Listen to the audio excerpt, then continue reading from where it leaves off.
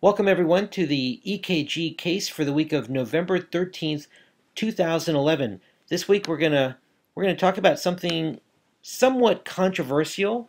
Actually, I don't think it's controversial. I think it's very straightforward, but it's controversial because a lot of the people who we consult to help us with these cases, no names to be mentioned, but oftentimes they don't know about this and it ends up in some disagreements or battles, shall we say. And so I'm going to tell you about some of the literature that will help when you encounter these situations. So here is the case that we'll start with. You've got an 84-year-old man who shows up complaining of chest pain. He had a syncopal episode.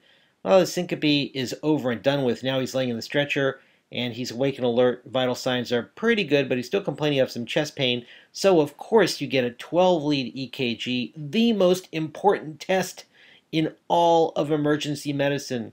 It costs practically nothing, and yet it can save lives. But anyway, I'll get off my soapbox. Here's the 12-lead EKG. And everybody here, I'm sure, is noticing a lot of ST segment depression. There's ST segment depression in a whole bunch of leads. Well, let's move on to the next slide, and the next slide is going to symbolize what this topic is all about. Here he is, Rodney Dangerfield. Now, for those of you young'uns out there, Rodney Dangerfield is a famous comedian who was perhaps a bit more popular in the 70s and 80s, and I'm not going to admit to knowing anything about the 70s, but in the 80s he made a couple of really bad movies, but nevertheless he became very famous for his famous calling card, "I get no respect." He used to always use that phrase in his comedy acts, and so I oftentimes will tell or ask people, if Rodney Dangerfield were a lead on the 12-lead EKG, which lead would he be? Well, of course, he would be lead AVR. So let's take a look at lead AVR in that 12-lead EKG. You'll notice that lead AVR is elevated. Now, a lot of people pay no respect to lead AVR.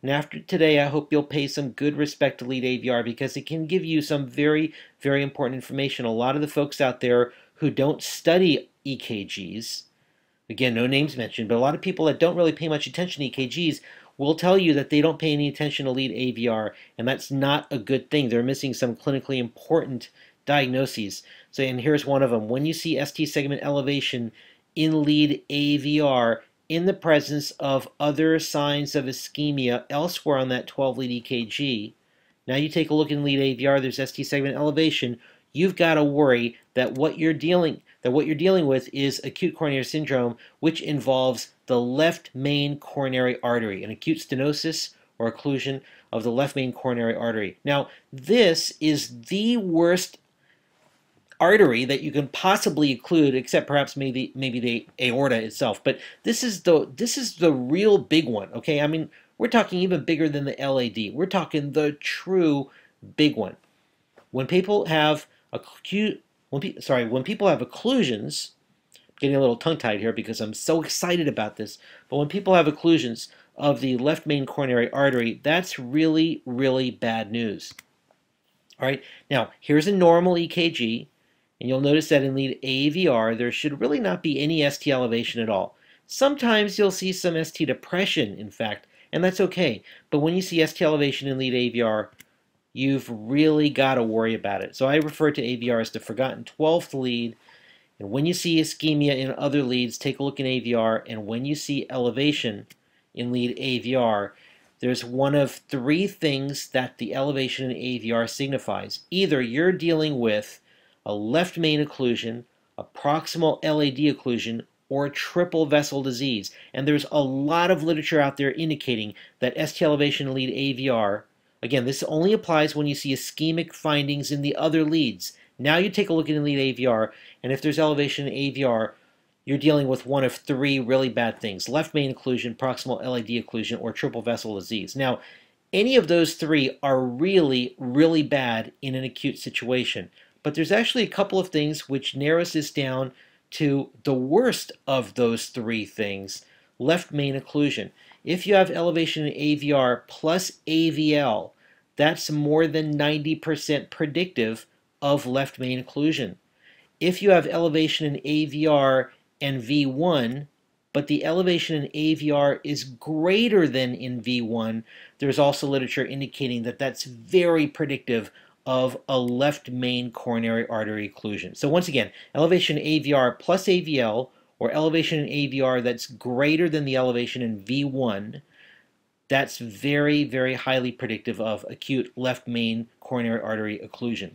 And that's really bad. Now, sometimes people say, well, what's the literature to support that? So I'm only going to show you some of the literature here because it would take an entire day to show you all the literature. That's how much there is out there. So first of all, simple thing, if you don't want to go to PubMed or Medline, just Google search AVR and you'll come up with some articles out there. There's a nice emergency medicine article in American Journal of Emergency Medicine by Williamson. There's American Heart Journal article by Ivan Rokos, who is an emergency physician out in Los Angeles, and he had a handful of other authors, including some very, very well-known invasive cardiology authors. And that was just published a year ago, December 2010. It's a great review article, and it talks about this particular finding.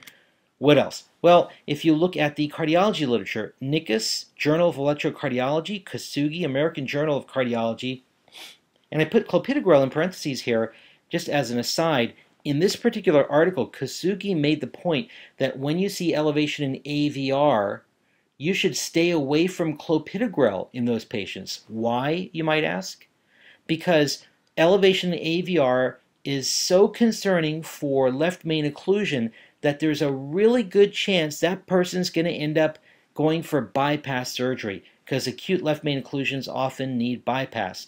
And if you know that a patient's going for bypass, stay away from clopidogrel. The cardiac surgeons really hate doing surgery when clopidogrel's on board. So he made a very interesting point. He worries so much, and in this article they make the point, they worry so much about ST elevation in lead AVR that knowing that AVR predicts left main occlusion and knowing that most left mains go to bypass, just stay away from clopidogrel when you see elevation AVR. What else?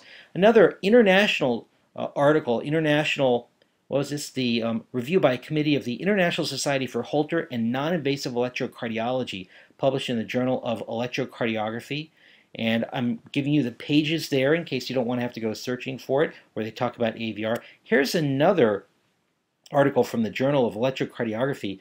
Nickus Palm, Galen Wagner was one of the authors here. He's the guy who took over and now writes the Marriott textbook, now that Marriott has passed away. There's a page number once again. And then you can go to the major journal of the American Heart Association, which is Circulation, or the major journal of the American College of Cardiology, Journal of the American College of Cardiology.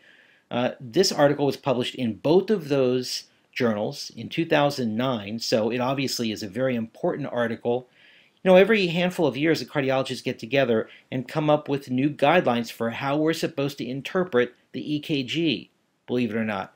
And they published this simultaneously in Circulation and in JACC, and there's the pages right down there where they talk about lead AVR. So here's the major journals, the most important journals in the world for the cardiologists, and they're talking about lead AVR in that journal, in both of those journals, just a couple years ago. So there's some great literature out there, and this is just a handful of the articles that are out there. Honestly, in the year 2011, this year alone, there have been a half dozen articles published pertaining to AVR that I've seen, and every year there's a lot more literature. Hopefully that literature will filter down to all of the acute care physicians that need to know about this stuff. So, what's the importance of left main occlusion? Well, left main is so bad that these patients, some literature says, have a 70% mortality if they don't go for invasive therapy. And the literature also suggests that medical therapy doesn't work for acute left main occlusion. They need to be treated invasively. An emergent PCI or cardiac bypass is the most important thing you could do. Get them to a cath lab, get them to an invasive cardiologist as quickly as possible, and you'll lower that mortality to 40%. 40% is still pretty awful, but it's a whole lot better than 70%. All right, and if you need to transfer these patients, think about transferring them early. If your hospital doesn't have a cath lab or cardiac surgeons that are going to be available, you ought to consider transferring these patients for percutaneous intervention and potential bypass surgery. Let's look at some more cases. Now, these first couple of cases were cases that I had back when I was working at a community hospital out of residency. There was no cath lab there, and we used to treat patients with thrombolytics. So this is one of my patients. This patient has a no-brainer. This is a septal STEMI, right? The patient came into the hospital with a septal STEMI, and I didn't know about AVR back then, so I gave the patient TPA, admitted the patient to the ICU, CCU. About 8 hours later, the patient went into cardiogenic shock and died. And if I'd known back then what I know now, I would not have wasted a minute giving this patient thrombolytics. The first thing I would have done upon seeing this 12-lead EKG is I would have picked up a phone and I would have found some invasive cardiologist somewhere in the city that would take this patient to their cath lab and try to help this patient, because the literature says that lytics were not going to work for this patient. I didn't know about it back then. The patient's got ischemic findings, heck, STEMI findings, but now you look up in AVR, there's elevation in AVR and AVL. That person has a left main lesion. Here's another case. This was mine also. Very similar story. I gave the patient TPA. About 8-10 hours later, the patient is up in the CCU and died from cardiogenic shock. Had I known back then what I know now, I would not have wasted any time with lytics. Just get on the phone and transfer that patient out. There's elevation in lead AVR once again, even though this is an anterior STEMI. This is not the type of STEMI that responds to lytics. All right, a couple more cases I'll show you. Here's a patient that had elevation in both AVR and AVL, had a big left main lesion. Unfortunately, even though they got this patient to the cath lab, the patient ended up dying. And the patient went to the cath lab very quickly, but not good enough. Unfortunately, they did everything right, but even then, remember, 40% mortality even when you do everything right. Here's a patient with an inferior STEMI, and then you look up here, elevation in AVR greater than in V1. That's a left main lesion. Here's a patient with diffuse ST segment depression. This is a 78-year-old guy that came in with some atypical chest pain, but obviously a very concerning EKG. And then he's got ischemia everywhere, so now you look up in AVR, and there's greater elevation in AVR than in V1. He had a left main lesion. He quickly went to the cath lab, and he actually survived and did well. This is a 28-year-old that presented to the emergency department. And, you know, who would ever think that a 28-year-old would be having a big lesion? This person, sure enough, came in complaining of some chest pain and got an EKG. There's diffuse ST segment elevation. So now look in AVR, and there's elevation in AVR and AVL.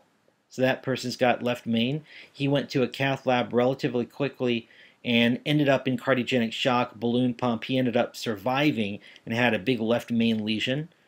And here's another one. This is a patient that presented with syncope, and upon waking, he had some atypical chest pain. He was an elderly guy. He had some shortness of breath, diaphoresis, and some mild chest pain. The EKG gave away the story about what caused the syncope. He's got diffuse ST segment depressions all over the place. So now we look in AVR. There's elevation in AVR greater than in V1.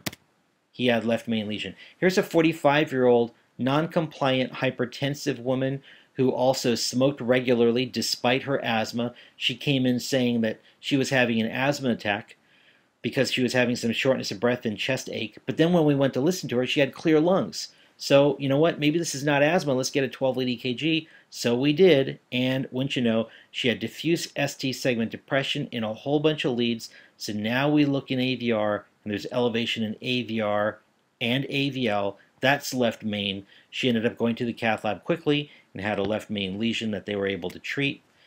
And the couple of residents out at Parkland have sent me a couple of really great cases. The residents at Parkland are wizards at electrocardiography. So kudos to you guys for picking this up. This is one of their chief residents, Trent Stevenson, who sent this to me. It's a 57-year-old man with chest pain who Trent had to really push to get this patient to be taken seriously. There's a lot of ST depression everywhere, so now he looked up in AVR and saw elevation in AVR greater than in V1, so he said this must be a left main occlusion, so he got this patient up to the cath lab, and cardiology found a 90% left main coronary occlusion, and the patient ended up doing well. And then just maybe a month ago or so, one of their second-year residents, Devang Patel, sent me this 12-lead EKG, a 58-year-old woman who came in with some atypical symptoms, and he got an EKG. Sure enough, there's ST depression everywhere, so he looked up in lead AVR, and there's huge elevation in AVR, clearly greater than in V1, so he called cardiology. He said, this person's got to go to the cath lab, and he ended up having to get the fellow to understand the concerns here. They did end up quickly getting this patient up to the cath lab, but remember, 40% mortality, even if you do everything right. This patient went to the cath lab. They found, I think he said, about an 85 or 90% left main lesion, and despite their efforts and moving relatively quickly with this patient, the patient did end up coding on the cath lab table, and Dr. Patel said that they even got the cardiac surgeons to come to try to help out, but it was too late for this patient. So even when you do everything right, sometimes things are not going to go right, and this patient ended up dying. But again, very, very important finding, and Doctors Stevenson and Patel did everything possible for these patients, and in one case it turned out right, and in one case not enough could be done. Now let me tell you about a normal variant here. You'll notice in this particular case there's elevation in lead AVR, but in the presence of an SVT, if you see elevation in AVR, it has no clinical relevance. Okay, so remember, SVTs can produce elevation in lead AVR. If it goes away after conversion, you don't need to worry about it. Okay, so everything that we're talking about with AVR only applies to those patients where you see ischemic ST segments elsewhere on the 12-lead EKG, then look in AVR. It doesn't apply to SVTs. It also obviously doesn't apply to asymptomatic patients or patients presenting with no concerning symptoms at all. But if you've got a person coming in with ischemia in any of the other 11 leads, and then you look in AVR, and the person's also got some concerning anginal symptoms or anginal equivalent type of symptoms, you've got to really worry about that patient, and you've got to be very aggressive about trying to get that patient moving along with good anti-anginal therapies. And if your cardiologists are on board with this, get them to the cath lab. Now, one caveat I've got to give you is please remember that right now in the year 2011, this elevation in AVR is not currently one of the listed guidelines or rules to take somebody immediately to the cath lab. So if you call your cardiologist at 1 o'clock in the morning and tell them that you're worried about left main lesion because of ST elevation in AVR, they may not know about it. They may not be interested in taking him to the cath lab. That's not currently a listed recommendation for cath. Not right now. I personally believe, and based on all the literature that's coming out, that cardiologists will eventually learn about this. More and more cardiologists know about this already and are already aggressive about it, but not everybody out there knows about this. So your cardiologist may not take these patients to the cath lab immediately. You need to do the best that you can. You share that literature with your cardiologist ahead of time. Don't wait till that 1 a.m. case comes along. Share the literature with your cardiologist ahead of time and see if they'll go for it. And if they do, then when that 1 o'clock a.m. case comes along, you'll know whether to activate the cath lab because your cardiologists are on board with this, or whether your cardiologists are not on board with this. Again, I really think that in the next few years, this will become more and more popularized as a reasonable indication to take these patients to the cath lab right away. And if you want to take a look at a really great article that talks about this and expanding the indications for taking patients to the cath lab, take a look at that article by Ivan Rokos in American Heart Journal 2010 that I showed on one of the earlier slides. So once again, ST elevation in AVR and AVL, or ST elevation in AVR greater than in V1, really worry about left main. Those patients need to be treated aggressively and quickly, and hopefully your cardiologists are on board with it. If not, share the literature with them, and if not, do the best that you can. And again, look for more and more and more literature pushing the aggressive therapy for these patients in the coming years, and do the best that you can. All right, folks, I hope that was helpful. I hope sharing that literature with you was helpful for when you might encounter some of the battles, and especially pull those articles from Circulation and Journal of American College of Cardiology, because if your cardiologists don't know about this, when you show them their own literature, that's what they're really, really going to respect. And hopefully that helps. All right. Thanks a lot, folks, and talk to you next week.